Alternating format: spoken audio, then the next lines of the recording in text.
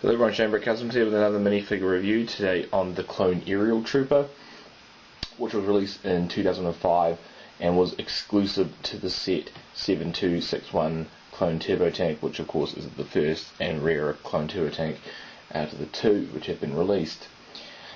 This is no different really to the standard Phase 2 Clone Troopers, besides the fact that it's got this jetpack sort of thing on the back, so that there. The printing on the chest and the helmet and the back of the torso, that's all exactly the same as a standard Phase 2 clone. But yeah, of course I'm a really big fan of the Phase 2 clones, specifically because of the helmet. So if we take it off, unlike the new helmets, I'll take the jetpack off just to make it a little bit easier. It's got a black head underneath. So the helmet has a cutout visor, as you can see, so it's all hollow in there.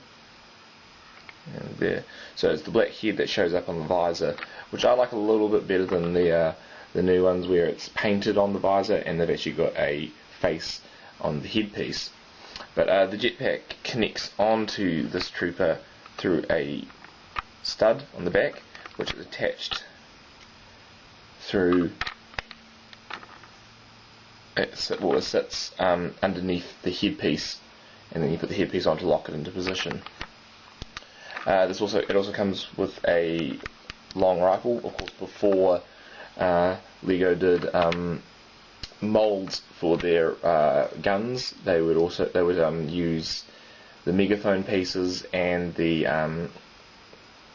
camera pieces. So this is a camera piece one here. You can see.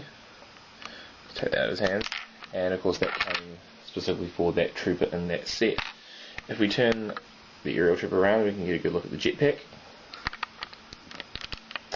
It's made up of a few pieces, and it does look a bit clunky. I'm not sure if I'm exactly the biggest fan of it,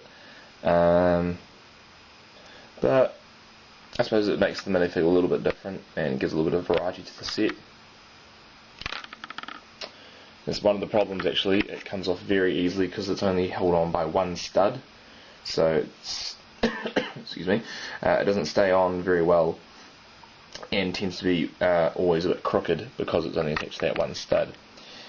But and not a bad minifigure. Of course now when Lego released the jetpacks, these sort of things became a bit I suppose obsolete, because of course Lego released the jetpack mold with the Mandalorians that they released as part of the Clone Wars and the Clone Jet Troopers.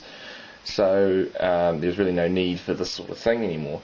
It looks a bit sort of clunky and doesn't really look that good. Even though I'm a big fan of the old Lego look, I really don't like it. It's too big. It just sort of overpowers the figure too much. But anyway, we'll get on with some ratings for this. For your mock builders, I'm only going to give it a 4. Reason for that is it's just a plain clone trooper. There's no cool markings or printing on it, and the jetpack piece, I haven't seen that in any of the movies or the Clone Wars. I don't know, maybe it was, but I didn't see it, so it doesn't really seem like something you would put in a mock. So that's why for the low score for that one. For kids, I'm going to give it a 5. It adds a little bit of playability feature to it, but again, it's quite fragile. Pieces break off left, right and centre on it. For collectors, just because it's an exclusive minifigure, I'm going to give it a 6. Just because it's exclusive to the Clone Turbo Tank, which of course actually was quite a hard to get set even at the time, and of course is quite hard to get now. So that's the reason for I'll give it that score there. But again, it's no real different from a normal Phase 2 clone. Alright guys, well that's a review for this figure. Please comment and subscribe and like this video, and put in the comments if you want me to do any more reviews, like which ones you would like to see. And yeah, that's all for today guys. Have a good day.